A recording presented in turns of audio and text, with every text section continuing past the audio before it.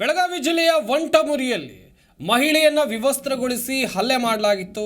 ಸದ್ಯ ಈ ಪ್ರಕರಣವನ್ನ ಸಿಐಡಿಗೆ ನಿನ್ನೆ ರಾಜ್ಯ ಸರ್ಕಾರ ವಹಿಸಿದೆ. ಹೀಗಾಗಿ ಬೆಳಗಾವಿಯಲ್ಲಿ ಸಿಐಡಿ ತಂಡ ಠಿಕಾಣಿ ಹೂಡಿದೆ. ಅಧಿಕಾರಿಗಳು ತನಿಖೆಯನ್ನು ನಡೆಸ್ತಾ ಇದ್ದಾರೆ. ಪ್ರಕರಣ ನಿನ್ನೆಯಷ್ಟೇ ಸಿಐಡಿಗೆ ರಾಜ್ಯ ಸರ್ಕಾರ ವಹಿಸಿದೆ. ಸಿಐಡಿ ಡಿಐಜಿ ಸುಧೀರ್ ಕುಮಾರ್ ರೆಡ್ಡಿ ನೇತೃತ್ವದಲ್ಲಿ ಮೀಟಿಂಗ್ ಮಾಡಲಾಗಿದೆ. ಬೆಳಗಾವಿಯ ಹಿಂಡಲಾ ಕೋ ಕಂಪನಿ ಗೆಸ್ಟ್ ಹೌಸ್ನಲ್ಲಿ ಸಭೆಯನ್ನ ಮಾಡ್ತಾ ಇದ್ದಾರೆ ಅಧಿಕಾರಿಗಳು ಎನ್ನುವಂಥ ಮಾಹಿತಿ ಇದೆ. ಬೆಳಗಾವಿ ಗ್ರಾಮೀಣ ಎಸಿಪಿ ಕಾಕತಿ ಠಾಣೆ ಪೊಲೀಸರಿಂದ ಸಿಐಡಿ ಅಧಿಕಾರಿಗಳು ಮಾಹಿತಿಯನ್ನ ಪಡೆದುಕೊಳ್ತಾ ಇದ್ದಾರೆ.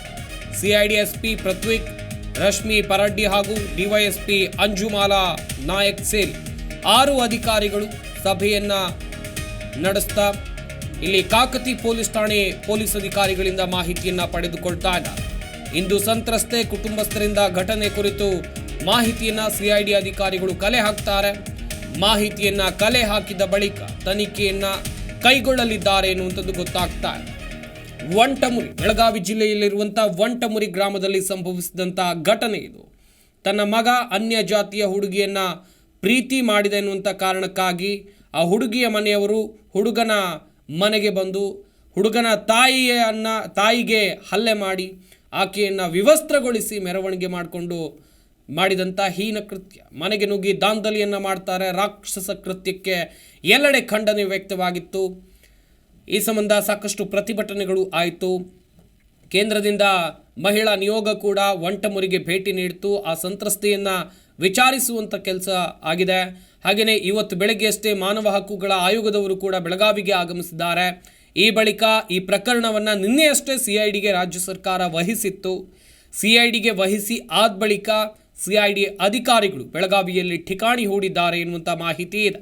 ಸಿಐಡಿ ಡಿಐಜಿ ಸುಧೀರ್ ಕುಮಾರ್ ರೆಡ್ಡಿ ನೇತೃತ್ವದಲ್ಲಿ ಮೀಟಿಂಗ್ ಮೇಲೆ ಮೀಟಿಂಗ್ ಆಗ್ತಾ ಇದೆ. ಬೆಳಗಾವಿಯ ಹಿಂಡಲಾ ಕೋ ಕಂಪನಿ ಗೆಸ್ಟ್ ಹೌಸ್ನಲ್ಲಿ ಕಾಕತಿ ಪೊಲೀಸ್ ಠಾಣೆಯ ಪೊಲೀಸರಿಂದ ಮಾಹಿತಿ ಪಡೆದುಕೊಳ್ಳುವ ಕೆಲಸವನ್ನು ಇಲ್ಲಿ ಮಾಡ್ತಾ ಇದ್ದಾರೆ. ಇವತ್ತು ಸಂತ್ರಸ್ತೆ ಹಾಗೆಯೇ ಅವರ ಕುಟುಂಬಸ್ಥರನ್ನ ಭೇಟಿಯಾಗಿ ಅವರಿಂದ ಮಾಹಿತಿ ಪಡೆಯುವಂಥ ಕೆಲಸವನ್ನು ಸಿಐಡಿ ಅಧಿಕಾರಿಗಳು ಮಾಡಲಿದ್ದಾರೆ ಎನ್ನುವಂಥದ್ದು ಗೊತ್ತಾಗ್ತಾ ಇದೆ. ಸಿಐಡಿ ಅಧಿಕಾರಿಗಳು ಯಾರೆಲ್ಲ ಬೆಳಗಾವಿಗೆ ಬಂದಿದ್ದಾರೆ ಅಂತ ನೋಡ್ತಾ ಹೋಗೋದಾದರೆ ಸಿಐಡಿ ಎಸ್ಪಿ ಪೃಥ್ವಿಕ್, ರಶ್ಮಿ ಪರಡ್ಡಿ ಹಾಗೂ ಡಿವೈಎಸ್ಪಿ ಅಂಜುಮಾಲಾ ನಾಯಕ್ ಸೇರಿ 6 ಅಧಿಕಾರಿಗಳು ಸಭೆಯನ್ನು ನಡೆಸ್ತಾ ಇದ್ದಾರೆ. ಮಾಹಿತಿಯನ್ನು ಪಡೆದುಕೊಳ್ತಾ ಇದ್ದಾರೆ.